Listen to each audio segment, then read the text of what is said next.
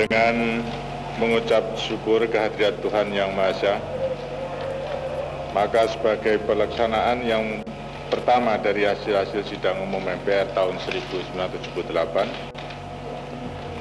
pagi ini saya akan memberitahukan kepada seluruh rakyat Indonesia tentang susunan kabinet baru yang saya pimpin.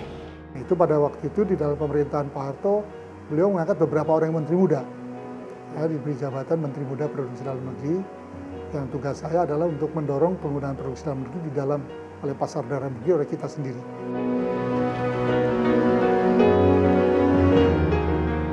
Jadi 5 tahun itu saya Menteri Muda merangkap Ketua BKPM. Nah, jabatan Ketua BKPM ini saya gunakan untuk mendorong produksi dalam negeri. Jadi PMA yang mengadakan penanaman modal di Indonesia, saya dorong untuk berpartnernya dengan pengusaha-pengusaha nasional, pengusaha pribumi.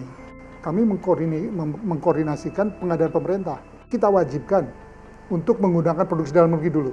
Kalau tidak ada produksi dalam negeri, boleh kita impor. Karena umumnya alasan kementerian, departemen itu kan nggak mau pakai produksi dalam negeri, dianggap kualitasnya tidak baik, cepat rusak, dan sebagainya. Saya bilang pakai aja dulu, coba saja dulu, sambil kita perbaiki. Itulah Kepres 10. Jadi untuk pengadaan pemerintah dan mendahulukan pengadaan pemerintah melalui produksi dalam negeri. Memang tidak mudah, awalnya ditentang lah. Tapi sejak dari itu, produksi dalam negeri terus berkembang ya, karena waktu itu kan pembelian pemerintah merupakan bagian besar dari ekonomi, karena swastanya belum berkembang.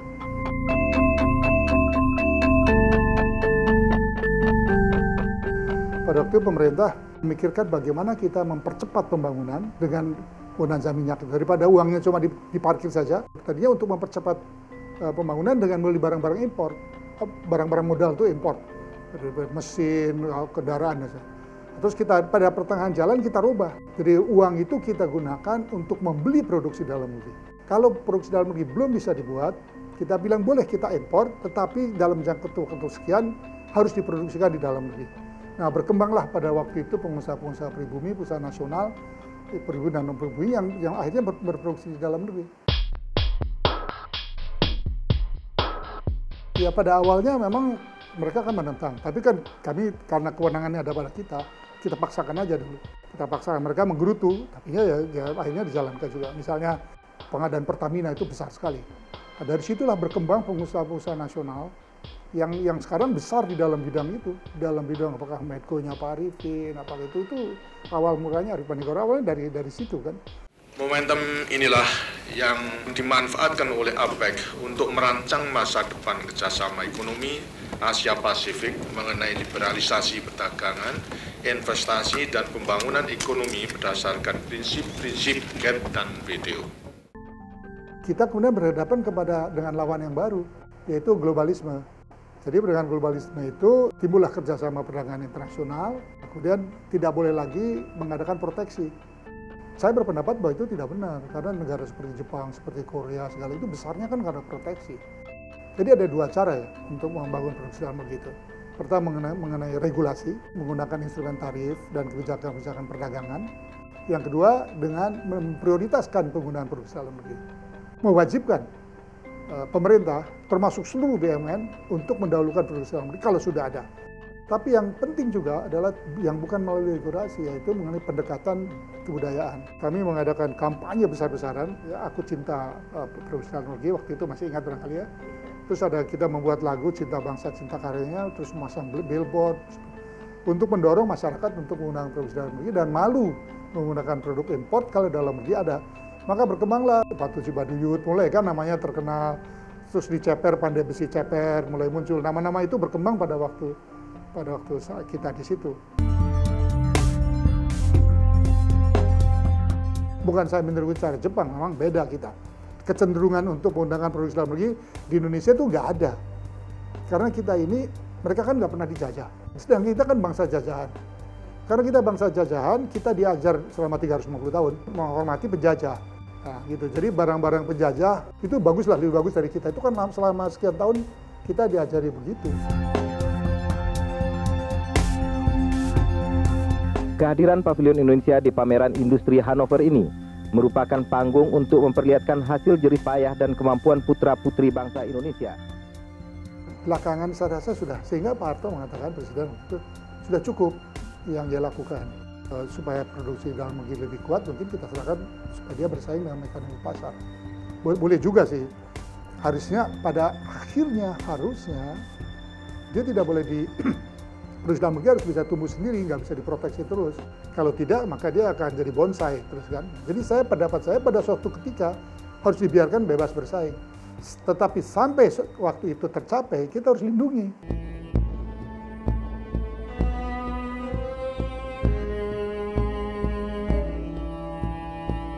Kan ada 40 orang terkaya di Indonesia, 5 orang pribumi, yang 35 bukan pribumi, yang 5 orang tuh pasti berkembang pada waktu saya. Mereka muda-muda, mereka punya ide, Fadil Muhammad itu punya ide-ide, terus datang kepada kita, Pak, kita bisa membuat barang import ini. Saya bilang benar. Terus mereka bikin gambar-gambarnya, kita coba. Ternyata berhasil. Abu Rizal bikin pipa, Arifin Manigoro jasa-jasa perminyakan, Basuki di dalam engineering, misalnya Basuki Wibowo dan Iman Taufik Basuki. Itu mereka datang dengan konsep. Fadil Muhammad membawa gambar, saya bisa membuat ini, aspal mixing plant dan sebagainya. Fahmi Idris dia akhirnya beli dalam perkapalan. Kita dorong tuh pelan-pelan. Jadi mereka memang mestinya punya kemampuan untuk mengembangkan. Pada waktu saya banyak mendorong pribumi ini, usaha pribumi itu, mereka disebut Ginanjar Boys pada waktu itu, karena memang besarnya, artinya begini, mereka punya potensi. Tapi kalau tidak diberi kesempatan pada waktu itu, dengan kompetisi yang ketat, tidak akan seperti sekarang lah. Waktu kita akan membangun beberapa kilang, kita membentuk konsorsium pribumi. Beberapa konsorsium pribumi bekerja sama dengan asing, ya karena kita belum mampu untuk membangun 3 kilang. Saya ditegur oleh beliau, apa kamu yakin tuh mereka bisa? Ya Bapak kan mengatakan bahwa Bapak dulu menugaskan saya untuk membangun kemampuan nasional, termasuk produksi nasional pribumi, produsen pribumi. Nah, beliau kata-kata begini, ya membantu bukan memanjakan. Ini kan proyek besar, kalau gagal bagaimana? Serahkan aja kepada orang-orang yang sudah punya modal, diserahkanlah kepada orang-orang yang punya modal. Tapi itu romantikanya. Memang tidak perjuangan itu kan tidak mudah. Kalau mudah kan bukan perjuangan. Saya agak kaget kan, itu kan bukan bidang saya. Terus saya tanya pada beliau, pertanyaan saya, Pak bagaimana dengan usaha kita untuk membangun kemampuan produksi dalam negeri? Ya itu sudah kita serahkan nanti kepada Menteri Perindustrian sama Menko Ikin. Dia nggak usah mikir itu lagi. Saya menganggap belum selesai. Saya kira kalau saya diberi waktu satu periode lagi ya, 10 tahun aja. Atau 15 tahun. Nah, kita bisa bikin negara ini kayak nggak kalah dari Jepang. Ya artinya baru sebagian pribuminya, yang pengusaha pribumi baru beberapa orang yang bisa tercipta. Waktu nggak sampai 100 orang di seluruh Indonesia ya. Di Indonesia, Jakarta berarti 20-30 orang. Kedua, pembudayaan terhadap kecintaan dan produksi dalam negeri juga baru mulai tumbuh. Bisa kalau kena gelombang lagi, nanti gelombang import lagi, itu kedua. Ketiga, memang banyak produk-produk yang belum bisa kita produksi, tapi kita punya potensi memproduksi.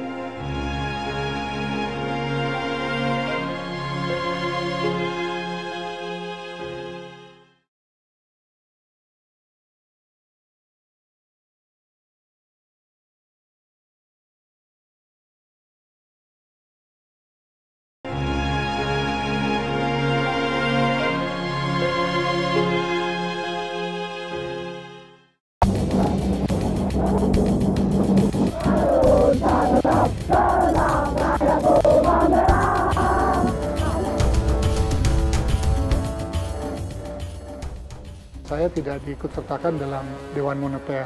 Padahal sebelumnya meskipun Bappenas tidak menjadi anggota, tapi selalu diundang. Dan saya juga tidak ada masalah karena saya bukan kepentingan saya masalah moneter kan. Kepentingan sekarang masalah pembangunan. Tapi sebagai akibat daripada itu memang saya tidak begitu mengikuti perkembangan yang terjadi menjelang krisis. Semua orang bilang fundamental ekonomi kita baik, sehingga tidak mungkin kita akan terserang oleh krisis seperti negara lain. Waktu itu sudah mulai Thailand, mulai terserang Korea, mulai bahkan Malaysia. Jadi kita dianggap, dan juga oleh pengamat-pengamat internasional juga, kita dianggap ekonomi kita baik. September-Oktober 97 terlihat bahwa ekonomi kita tidak sekuat itu. Terjadi serangan terhadap rupiah, terus pemerintah menutup bank-bank, 16 bank. Penutupan bank itu suatu langkah yang benar dan baik ya. Karena kalau tidak dia ada pendarahan. Karena bank-bank itu sudah tidak kuat bertahan lagi. Tapi pada waktu pemerintah menghidupkan kembali satu bank, kemudian kepercayaan pasar kepada kebijakan pemerintah menjadi hilang. Sehingga rupiah makin memburuk. Terus pada bulan Desember ada rumor mengenai Pak Harto sakit, makin memburuk lagi sehingga pada waktu awal sebelum krisis rupiah kita 2.400 per dolar, bulan Desember itu sudah 5.000.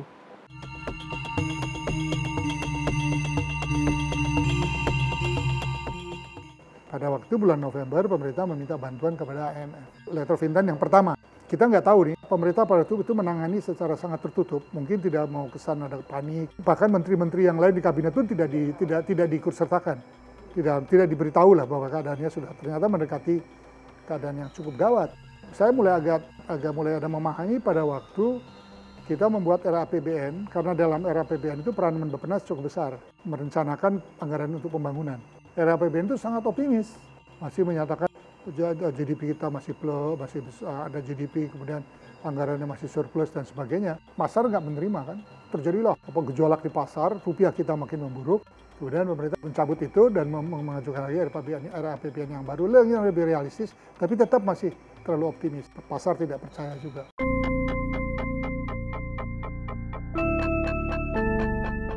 Kemudian beliau menandatangani letter of intent baru pada bulan Januari itu, di mana menjadi masalah juga karena pada waktu itu yang namanya Kambisu, managing director dari IMF itu bertolak pinggang gitu ya, karena itu pertama kali presiden menandatangani, biasanya kan menandatangani kan menteri, tapi dilihat oleh masyarakat sepertinya memandang rendah lah. Itu juga soal kecil begitu jadi rame di koran. Tapi yang aneh, kedua letter of intent tidak diumumkan kepada masyarakat. Saya sebagai Menteri Bappenas saja nggak tahu. Pak Harto sendiri sebenarnya sudah mulai kesal sebenarnya ya. Kenapa kok segala yang diminta oleh para menteri ekonomi ini saya ikuti kok rupiahnya nggak baik-baik gitu kan. Apa saja yang diinginkan oleh tutup bank, tutup. IMF, tanda tangan. Apa yang diminta oleh para menteri itu sudah beliau setujui lah semuanya. Tapi kok nggak bagus-bagus ekonominya ini, begitu.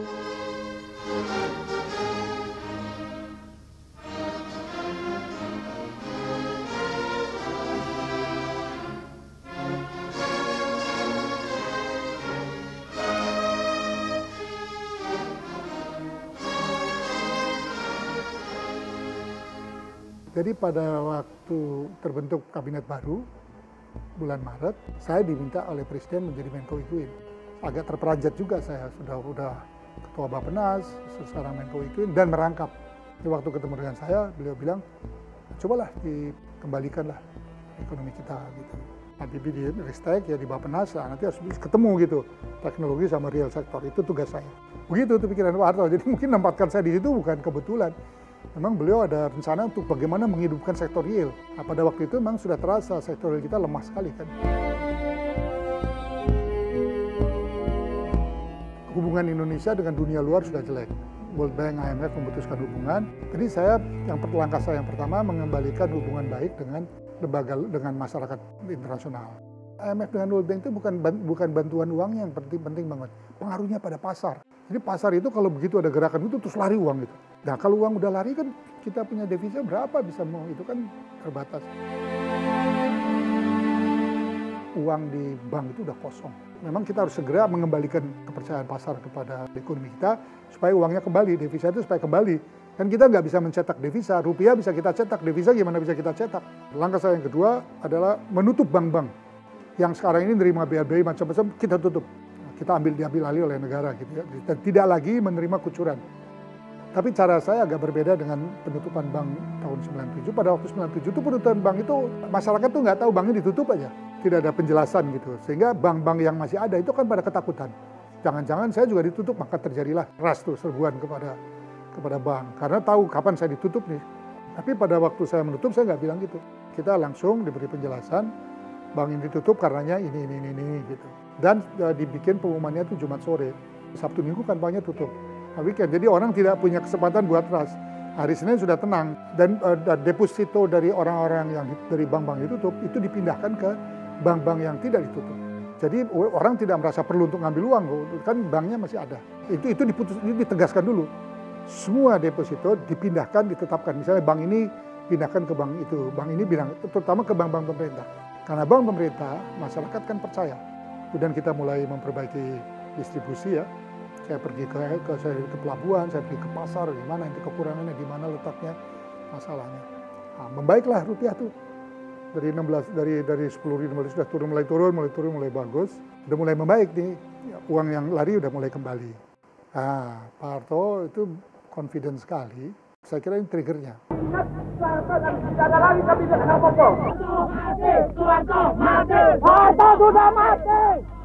Nah, kita dikasih syarat-syarat. Ya, kalau yang benar kita ikuti. Monopoli dulu dihilangkan, saya ikuti. Yang begitu-begitu oke kan, bagus sekali buat kita. Mengulangi birokrasi. Terus harus menaikkan BBM. Dia bilang harus segera, menurut dia. Nah, dalam perundingan di situ, saya dengan menteri-menteri dan IMF, saya bilang saya keberatan untuk menaikkan sekarang karena tidak mungkin rakyat bisa memikul ini. Saya bilang gini, kita tunggu aja 3 bulan dulu, bulan Juli. Itu pun kita lihat dulu, kalau memang ekonominya belum baik ya jangan. Ya, tapi ini syarat dari kami. Saya bilang sama IMF, begini aja deh, kamu cari aja, kamu berunding aja sama orang lain. Nggak usah berunding dengan saya. Akhirnya mereka bilang gini deh, nanti kami datang lagi bulan Juni, misi lagi, terus kita lihat lagi. Nah, udah sepakat gitu, terus kita lapor kan ke Presiden. Di sini saya agak kaget. Presiden pada itu mengatakan, ya kalau harus naikin sekarang aja.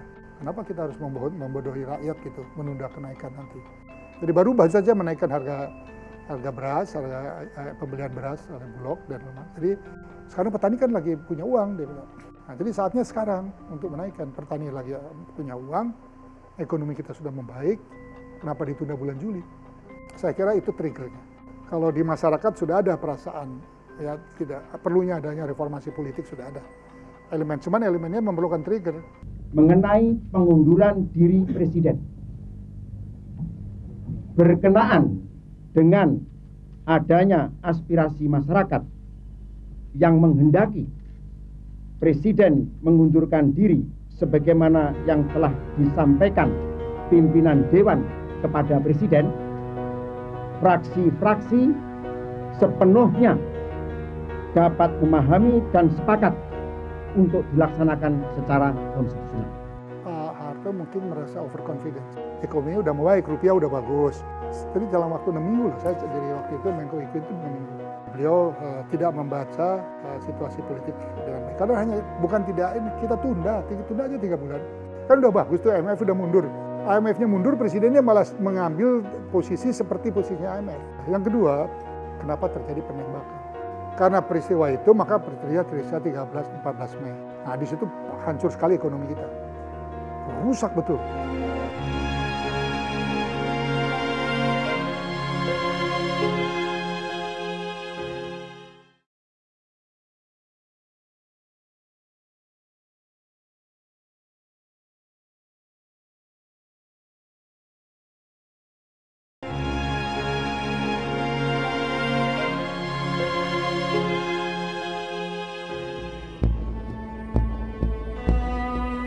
Pak Habibie meminta saya terus sebagai Menko Ikuin, tapi saya bilang pada beliau saya nggak kuat kalau harus merangkap Ketua Bappenas.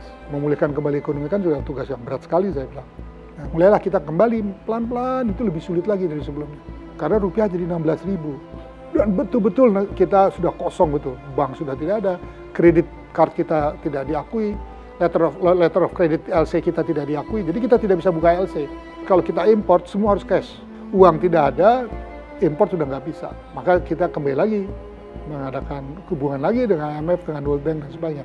Karena negara-negara yang punya uang itu semuanya mengatakan kalau kalian mau dibantu melalui IMF. 1,5 tahun kemudian udah pulih. Pak Habibie, beliau dibesarkan dalam masyarakat yang demokrasi di Jerman. Pada zaman beliau tuh ada 60-an undang-undang yang keluar, saya kira. Sebagian besar adalah untuk memulihkan ekonomi. Misalnya Bank Indonesia kita jadikan independen. Keluar undang-undang Bank Indonesia yang baru membuat Bank Indonesia tidak lagi di bawah Departemen Keuangan. Tidak lagi Dewan Moneter. Bank Indonesia tugasnya adalah untuk memelihara rupiah. Kalau ada ras gitu ya, tidak begitu aja bisa membantu tanpa ada prosedur. Jadi tidak otomatis. Kalau dulu otomatis Bank Indonesia itu otomatis mengeluarkan uang. Begitu ada ras, otomatis mengeluarkan uang. Kalau pemerintah defisit, dulu bisa pinjam dari Bank Indonesia. Sekarang nggak bisa lagi. Menurut undang-undang ini tidak bisa lagi. Ini Pak Habibie berperan banyak. Kita kan meminta bantuan dari Bank Federal Jerman itu untuk menjadi penasihat kita di dalam membuat undang-undang ini. ekonomi kita lebih cepat recover. Rupiah sudah turun dari 16.000 menjadi 7.000. Terus inflasi dari 70%, bayangin inflasi kita pernah 70%. Turun menjadi 10-11%. Inflasi minus bahkan, ada deflasi itu. Bunga bank itu 80%. Sudah turun dari 22%, sudah jadi 20%. Ya, hampir sama seperti sekarang lah. Bursa saham sudah kembali sehat. Saya pikir udah cukup lah, udah letih betul saya. Udah sudah exhausted aja, terkuras gitu ya. Sehingga pada tahun 99 saya merasa sudah cukup. Saya berhenti, terus saya jadi wakil ketua MPR, yang Pak Amin Rais ketuanya. Karena saya ingin membantu reformasi dari sisi politik. Nah, disitulah terjadi proses perubahan-perubahan terhadap Undang-Undang Dasar yang membawa hasil seperti sekarang ini, reformasi. Oleh karena itu, dengan mengucapkan Bismillahirrahmanirrahim, rapat paripurna ke-7 MPR yang merupakan awal dari rangkaian kegiatan MPR pada sidang umum MPR tanggal 14 sampai dengan 21 Oktober 1999 kami buka dan dinyatakan terbuka untuk umum.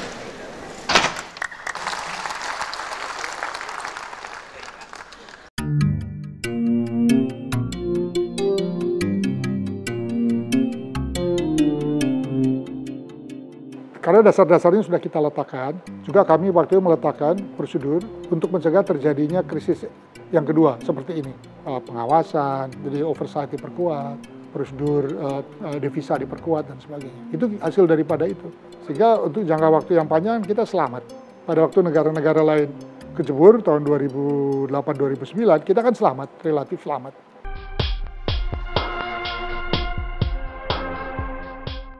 Dari dua krisis itu ada dua hal yang kita pelajari. Pada krisis 97-98, yang menyangga ekonomi kita ya, adalah ekonomi rakyat kecil dan pedesaan. Ekonomi besar, ekonomi modern, ekonomi urban itu bangkrut. Mereka membawa kebangkrutan bangsa ini sehingga kita mempunyai hutang ratusan triliun yang harus dibayar ke depan. Ekonomi kita tidak hancur sama sekali karena pengusaha kecil dan menengah ke bawah itu yang resilience, yang ada ketahanan, itu yang bertahan. Sehingga kalau saya ada statistik ya, jumlah pekerja setelah kejadian krisis itu di daerah perkotaan berkurang, yang di daerah pedesaan bertambah. Jadi berarti yang menampung kehidupan kita ini, ekonomi kita adalah ekonomi kecil, ekonomi pedesaan, ekonomi non-dolar, ekonomi non-bank, ekonomi non-import. Ekonomi dolar, ekonomi bank, dan ekonomi import itu semua bangkrut. Tahun 2008-2009, pelajaran apa yang kita ambil? Mengapa ekonomi kita tidak hancur, tidak rusak seperti negara-negara lain? Negara-negara lain itu seperti Korea, Malaysia, Singapura, dan sebagainya, persentase ekspornya besar sekali. Kita, PDB kita dari ekspor itu cuma 25%. Artinya pasar dalam negeri, ekonomi dalam negeri kita itu adalah modal kita. Jadi kita harus perkuat ini untuk produksi kita. Jadi jangan dibiarkan pasar dalam negeri kita dikuasai oleh produksi asing. Jadi pasar dalam negeri kita ini modal. Dia menyangga kita di tahun 2008-2009. Ekonomi kita sih baik, buktinya konsumsi kita kan baik. Itu yang mendorong pertumbuhan. Jadi pertumbuhan sekarang ini bukan oleh karena investasi, tapi oleh karena konsumsi. Jadi telah tercipta kelas menengah yang cukup kuat. Nah, tapi di lapisan bawah, barangkali tidak banyak berbeda. Sekarang 11% orang miskin, waktu tahun terakhir Pak Harto juga 11%. Nah, cuma jumlahnya ini lebih banyak karena penduduknya lebih banyak. Dulu tuh tidak sekaya-kayanya orang tuh ya. Nggak akan mungkin 40 orang terkaya menguasai kekayaan setara 10% GDP itu nggak ada itu. Orang bisa mengatakan ini sukses, bukti suksesnya sistem pasar Indonesia. Bukti suksesnya sistem liberalisasi ekonomi Indonesia. Betul. Cuma hati kecil saya bertanya ya, apa betul negara kita ini maunya seperti itu? Makanya sekarang kan Gini ratio kita menurut Ken adalah yang terburuk dalam 50 tahun. Gini ratio itu ketimpangan antara yang teratas dengan yang terendah. Kita tidak boleh melupakan yang 11% itu. Keluarga ini kan keluarga pejuang. Jadi pada waktu Republik pindah ke Jogja, tahun 46 itu, keluarga saya pindah juga. Sampai penyerahan kedaulatan dari Jogja baru kita kembali ke Jawa Barat, baru kembali ke Jakarta. Jadi suasana perjuangan itu melekat gitu di dalam keluarga saya. Kebangsaan, perjuangan nasionalisme, melihat rakyat, bagaimana rakyat membantu perjuangan ekonomi, gerakan kemerdekaan, ya sama-sama menanggung, makannya dibagi dengan itu kita harus mengembalikan itu kepada rakyat. Perjuangan mereka, pengorbanan.